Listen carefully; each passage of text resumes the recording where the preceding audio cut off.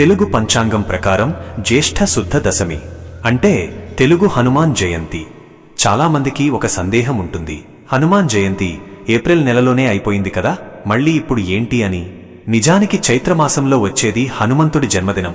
అయితే ఇప్పుడు మనం జరుపుకునే ఈ జ్యేష్ఠమాస హనుమాన్ జయంతికి ఒక అద్భుతమైన విశిష్టత ఉంది. 41 రోజుల పాటు కఠినమైన హనుమాన్ దీక్షలు చేపట్టిన భక్తులందరూ రేపు ఆ దీక్షను విరమించి స్వామివారి కృపకు పాత్రులయ్యే మహాపర్వదినం ఇది. అసలు ఈ జ్యేష్ఠమాసంలో హనుమంతుడిని పూజిస్తే ఏమవుతుందో తెలుసా?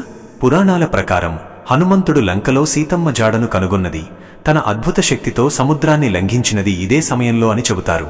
అందుకే మీ జీవితంలో కూడా ఏవైనా అడ్డంకులు ఉంటే, సముద్రం అంతటి కష్టాలైనా సరే హనుమంతుడిని స్మరిస్తే చాలు, అవి చిటికెలో తొలగిపోతాయి. ముఖ్యంగా రేపు స్వామివారికి సింధూర పూజ చేసినా లేదా తమలపాకులతో పూజించినా అష్టైశ్వర్యాలు సిద్ధిస్తాయని వేద పండితులు చెబుతున్నారు. ఈ అనంత విశ్వంలో కొన్ని శక్తులు అదృశ్యంగా మనల్ని నడిపిస్తుంటాయి.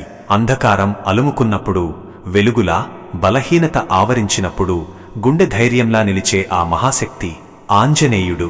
రామనామ జపంతో లంకానగరాన్నే గజగజలాడించిన వాయుపుత్రుడు. తెలుగు హనుమాన్ జయంతి జ్యేష్ఠమాసపు ఈ పవిత్ర ఘడియల్లో హనుమంతుడిని స్మరించడమంటే అసాధ్యాన్ని సుసాధ్యం చేసుకునే శక్తిని మనలోకి ఆహ్వానించడమే.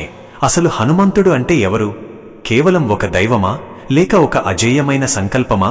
శివుని అంశతో జన్మించి సూర్యుడినే గురువుగా మార్చుకుని సకల శాస్త్రాలను ఔపోసన పట్టిన జ్ఞాననిధి ఆయన. సముద్రాన్ని లంఘించేటప్పుడు ఎదురైన సురస, సింహికల వంటి రాక్షసులను తన బుద్ధిబలంతో జయించిన మేధావి.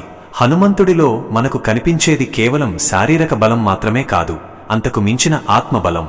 జ్యేష్ఠమాసంలో వచ్చే ఈ హనుమాన్ జయంతికి ఒక ప్రత్యేకత ఉంది. ఎండలు మండుతున్న ఈ సమయంలో లోక కళ్యాణం కోసం హనుమంతుడు తన శక్తిని ధారపోస్తాడని శాస్త్రం చెబుతోంది. రేపు మీరు చేసే చిన్న ప్రార్థన ఆయనకు అనంతమైన తృప్తినిస్తుంది.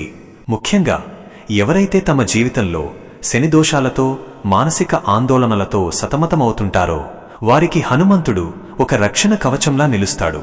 ఆయనకు సింధూరం అంటే ఎందుకు అంత ఇష్టం? ఎందుకంటే అది తన స్వామి అయిన శ్రీరామునిపై ఉన్న అచంచలమైన భక్తికి నిదర్శనం. రేపు హనుమంతుడి విగ్రహానికి సింధూరంతో తిలకం దిద్దినా లేదా ఆయన నామాన్ని 11 సార్లు స్మరించినా మీ చుట్టూ ఉన్న ప్రతికూల శక్తి నశించి ఒక దివ్యమైన రక్షణ వలయం ఏర్పడుతుంది. గుర్తుంచుకోండి, హనుమంతుడు కార్యసిద్ధి ప్రదాత. మీరు మొదలుపెట్టిన పనులు పూర్తి కాకపోయినా, మనసులో ఏదో తెలియని భయం మిమ్మల్ని వెంటాడుతున్నా ఆంజనేయుడిని శరణు వేడండి.